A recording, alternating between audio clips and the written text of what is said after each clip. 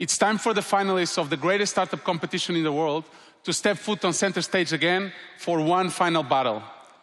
Over the past 2 days, 35 of the most exciting startups at Web Summit Rio have pitched with us. First, on our pitch stage during the group rounds, and then here on center stage in our semifinal yesterday. And now only 3 remain. To give you an idea, we started with over 1,400 startups this year. Our judges cut down to 35 for our group rounds, and then down again to 10. And now we have our top 3. Each startup will pitch for 3 minutes, followed by a 3-minute Q&A with our judging panel. The winner will be announced here at 3:20 p.m. today. Playing a big role in deciding who the winner will be is our panel of 3 top-level judges. So please help me welcome them to the stage.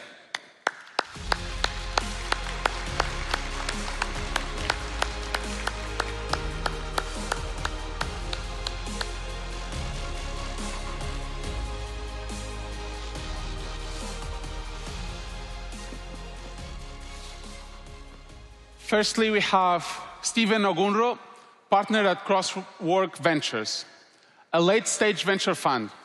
He is the creator of the upcoming TV series, Success, Investing in Humanity's Future. Next up, we have Tamara Stevens, managing director at TR Ventures, with over 20 years of experience driving growth and successful exits for early-stage consumer and enterprise startups. Last but not least, we have Brent Mayer, head of seed investing at Track.vc, an early-stage venture firm investing in seed to Series B startups. Stephen, Tamara, and Brent, thank you so much for joining us here today. Thank you. But these 3 judges won't be alone. Joining them will be someone special, and that is you, the audience. You will be our 4th judge, which means you can vote for your favorite startup via the Web Summit Rio mobile app. After all the pitches have finished, you can vote by clicking on your profile in the top left corner of your screen. From there, you'll be able to see an option called Pitch Final, which is where you will submit your vote at the end of the session. Voting will remain open for 15 minutes. If you want to see your favorite startup win, get ready to vote. Okay, are we excited? Are we ready? Yes. So now let's kick off things. First up, someone really special. Her name is Mona. She's from BioLinker, a startup who designs microorganisms.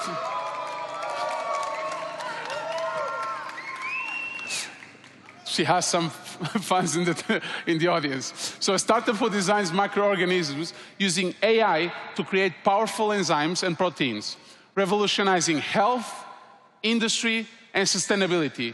Please give it up to Mona.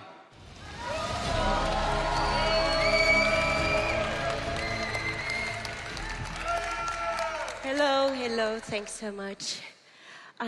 Imagine a world where we can design proteins, manufacturing easy, faster, and tailor-made to saving millions of people.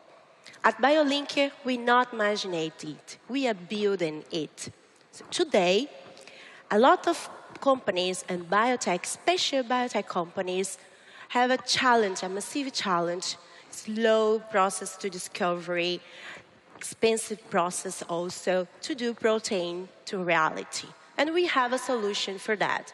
We combine many technologies with like cell-free protein expressions and AI to create new organisms to the world with unique proteins. For example, during the COVID-19, we have created NanoLink with 24. It's a kind of biopharmaceutical proteins that can focus to treat patients in conditions of COVID-19. And for example, growth factors too, like in vitro link, that can create cells and grow cells easily, fast, in a unique way. We have impacting a lot of companies here in Latin America with more than 200 unique proteins from biodiversity with 95% of success fee and create new proteins to the world. And to do that, I'm not alone. I have a dream team with me. I am PhD in biochemistry and nanotechnology. Together with 8% of my team, also PhD, and businessmen, we are create this from Latin to the world. And we are globally recognized as deep tech pioneer, and also last year in Harvard, MIT was as top 5 best biotech and best company from Brazil. And we are growing every year. For last year, we reached 60% of revenue more, and we are also start to exporting globally protein to the world. It's a huge market to do proteins, $300 billion. And we see opportunity to create a unicorn from biotech here in Latam to the world. And as I said before, we're not doing that alone also. We're using a lot of partners to create this world, like Google for Startup, and also Sebra and FINEP as granted, and we are proud to have granted more than $1 million from grants to create the lab and all infrastructure to have these proteins to the world. And it's more important to say, BioLink is not only doing protein. We are changed biotechnology and the future of biotechnology. And I'm inviting you to join us to create this future. Thanks so much. I need to be here.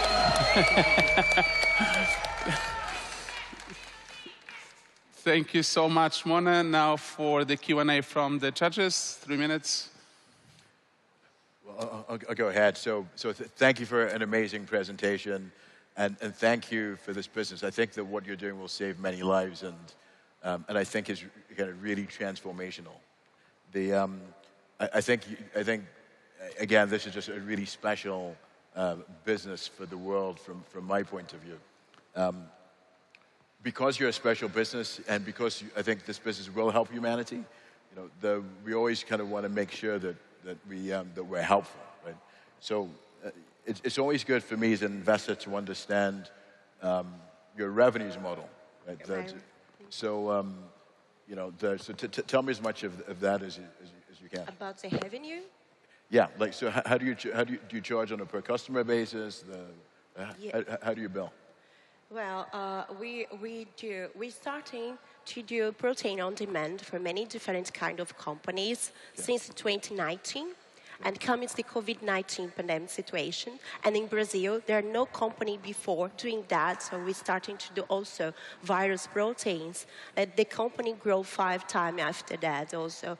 In the beginning, we're a very small company inside of university, like a spin out of a university. And now we have a huge lab with clean room because of this. So we saw how proteins can change the world.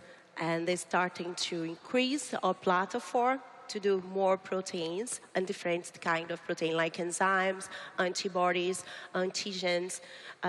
For now, I have a mix of kind of clients. I also work with BAS, for example, doing kind of proteins that they can exchange for chemicals, compounds, as biological.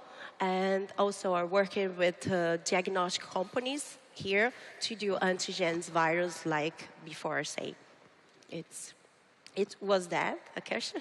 Yeah, it would take us a little bit longer to, you know, so but I'll let my panel ask you questions. So when you talk about revenue, are you charging on a per protein basis? Yes. So the 200 proteins you've developed equate to a certain amount of revenue per protein, or is it how do you? All right. First of all, we charge for project, for development first. Okay. But this project comes to be a protein ready to go, like director sales at the end. But first, we can charge for co-developing a unique protein for company, exclusive protein, or we can develop a proteins free that can be sales for other scientific companies or other institutes that they can also use these proteins for other applications.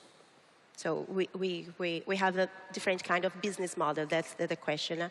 From service, from products, and also licensing. Great. Yeah. Okay. That's it. That's the time that we got. I'm sorry. Give it up for Mona, please. Thank you very much, Mona. Thank you. All right. What a fantastic start. Our next startup is replacing frustrating conversations by creating AI agents that think and act like you. Please welcome Christian from Diga.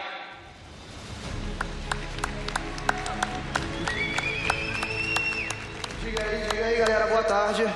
Judges, how's it going? So this is an actual picture from the day that Gigaí was born. You can see myself, Jose, who's a Colombian data scientist, my co-founder. You can see Dave, Nubank's former Chief of Information Security Officer that became our first angel investor. And on this day, we were going to the cybersecurity happy hour, but before we had our first beer, we had the idea to come up with the AWS of conversational AI agents. So what does that mean? When you invest in AI, there's two risks. On one end, ChatGPT wrappers can become obsolete as soon as OpenAI releases some new feature. And on the other, foundational models require billions and billions of dollars to spin up, and you're screwed when something like DeepSeek comes out, for instance. So we focus right in the middle, where rubber meets the road, where true value generation is. This is where AI meet the people. We're a business-agnostic AI infrastructure for the enterprise so that they can deploy conversational AI agents with the reliability and the scalability that we learned at Nubank. Here's an example.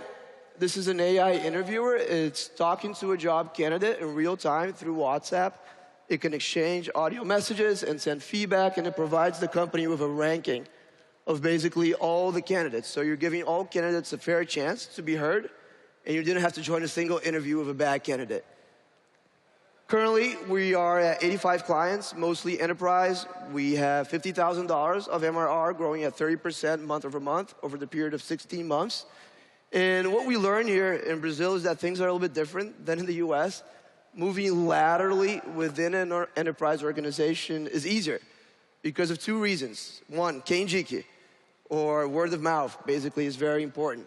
And procurement processes are extremely bureaucratic and complex here. So, listen, guys, we're talking about AI a lot. You do not have to go to the moon with AI just to be successful.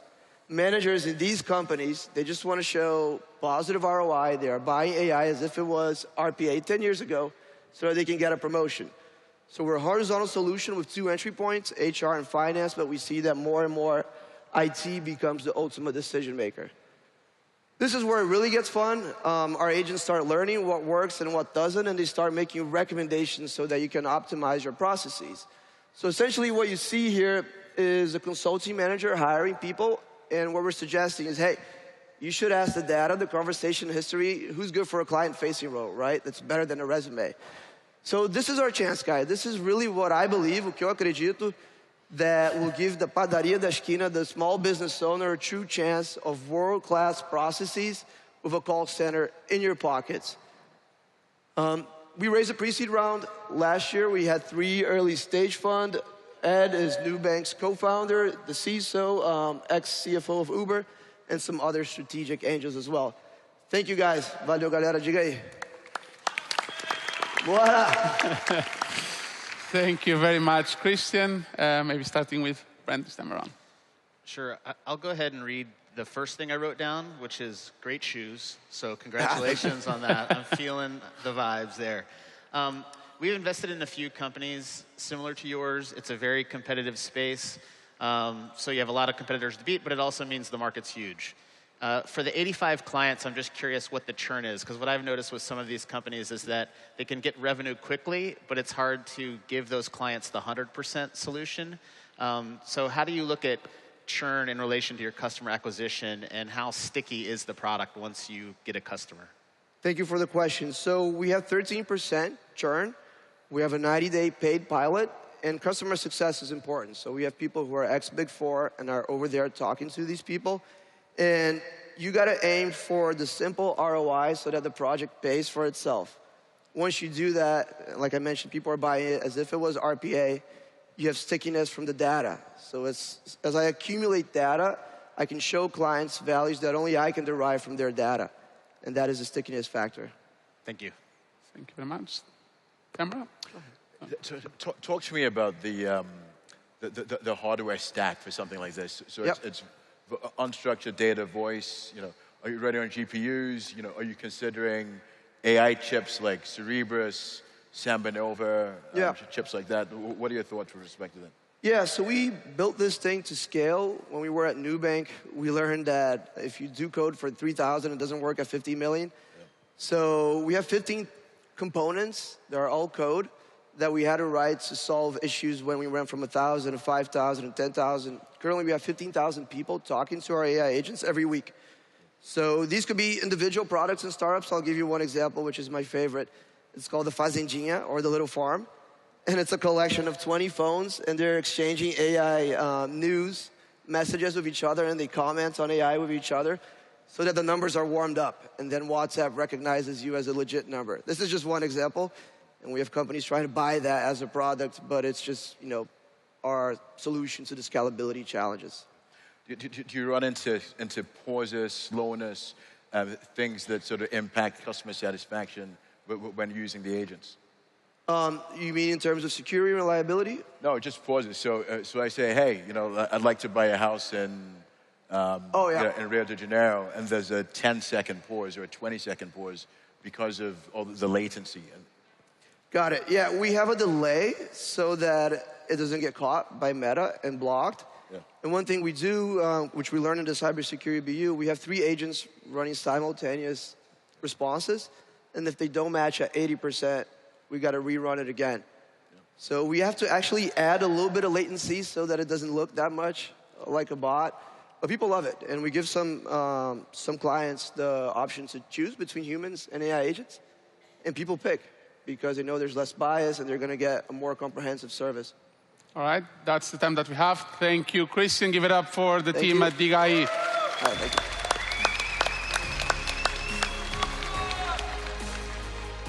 I love the energy in the crowd. Last but not least is Thais, who with her startup, Elephant.ai, who are on a mission to ensure conversations with customers don't go to waste, turning them into revenue, driving insights. Please welcome to the stage, Elephant AI.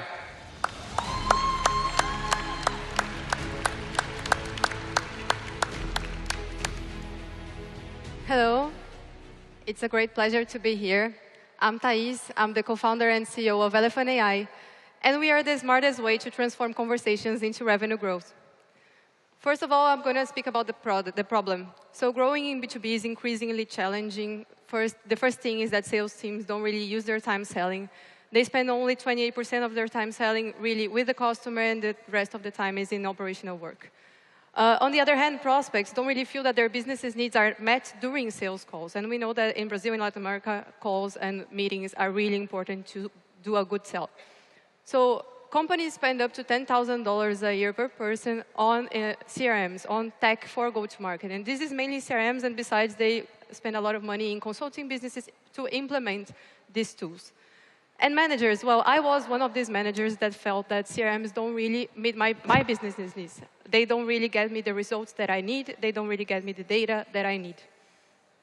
Well, the opportunity is that sales and customer success are the largest sources of unstructured data that can really help us leverage the conversion in all the growth funnel, not only in sales, but from awareness to revenue to retention to expansion. And why don't we get this data yet? Because CRMs are designed more than 20 years ago, and they were designed to build processes and not relationships. So what does Elephant do? We are an omnichannel AI-driven revenue intelligence platform that delivers results for managers, for teams, and also for the client. For managers, we deliver prediction. We give them more control and more certainty, security to do the forecasting. For teams, they have more autonomy, they have self-coaching without the bias of the manager. And for the client, well, they get the personalized lead care and client care that we all want. We integrate with the most CRMs in the market, and we integrate with meetings, online and offline meetings, WhatsApp calls, and we get all this data to process and to deliver the results. We have more than 100 companies already transforming conversations into revenue growth, and we are less than 1 year old. So we're growing really fast, and who are those clients? Our ICP is a company that has at least 4 to 5 salespeople until 40, 50, 60. Our largest client have more than 50 salespeople using Elephant, and what do they get from results? New analysis and CRM autofill, sales self-coaching, and real-time assistant. We are the only ones that have real-time assistant in the Brazilian market, and we get the sentiment analysis as well. And we have proven results for reducing sales cycles, 20% increase in conversion, and 30% reduction in the sales cycle. So yeah, we know that the data has the answers, but we never got the chance to use it. Now we can do this with AI and machine learning. So I invite you guys to forget the old sales playbook, and let's build real relationships and win bigger together. Thank you. Thank you, Thais. Maybe Tamara, if you want to start? Sure.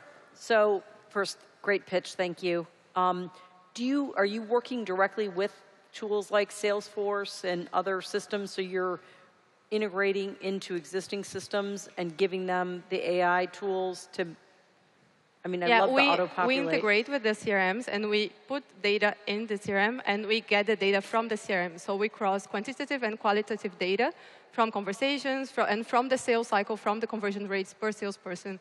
And we deliver results for sales and for customer success within the CRM and on our platform.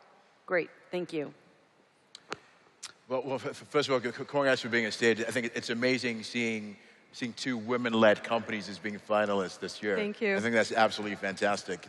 Give her a round of applause, please. Yeah. I feel proud. Yeah. Thank you. Fantastic. You know, whenever I look at businesses in this space, I always think, you know, if you're advising people on how to grow sales, your sales should be skyrocketing, right? You know, so talk to me about revenues growth. Yeah, we reached our 1.2 million ARR, so in less than 9 years. So we're growing consistently from 25 to 35% in revenue month by month. And we opened our company in June last year. So yeah, we're getting close to 130 clients. Yeah, now. Okay. So your product works for you as well then? Of course. Fantastic.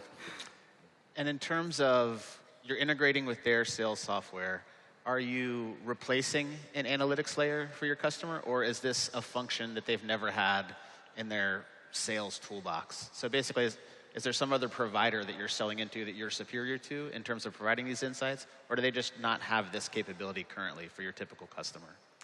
Every sales tool have dashboards, so this is common, but the dashboards don't give us the answers that we need. And our main differentiate is the prediction that we can deliver within the leads, within the deals.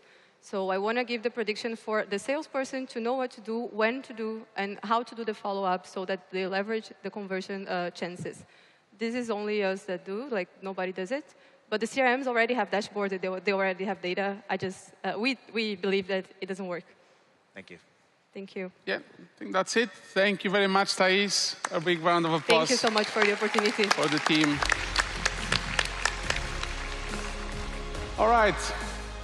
So, a quick reminder that now it's time to have your say on who you think should be crowned the champion of pitch at Web Summit Rio 2025. Again, the polls will remain open for 15 minutes, so make sure you cast your vote. Before we go, I just wanted to give the judges here, and thank you again so much for all your help, a couple of minutes for us to discuss what did you see here on stage, and if you have any advice for any of the future and aspiring entrepreneurs that we have in the audience when it comes to tackling something as pitching on stage in front of a panel of judges. Yeah, I think these guys did an amazing job. You know, I think that, I mean, they've beaten, what, 1,300 companies to be here. So I think that they've done an amazing job. You know, these are interesting spaces. You know, one of the kind of common themes across the board is that, you know, they've all embraced artificial intelligence, which you really have to do, you know, in this sort of era.